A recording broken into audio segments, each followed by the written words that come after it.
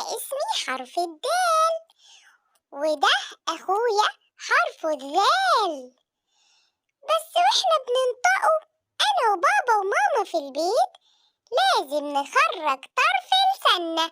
لما نيجي ننده عليه بنقوله يا ذال يا ذال. إحنا الاتنين شبه بعض بالظبط، الفرق الوحيد إن أخويا ذال فوقه نقطة.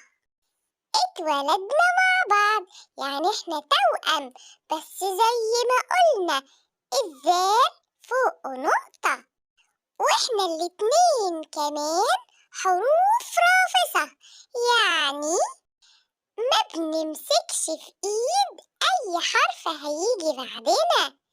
يلا نوريهم يا ذال الأمثلة بتاعتنا.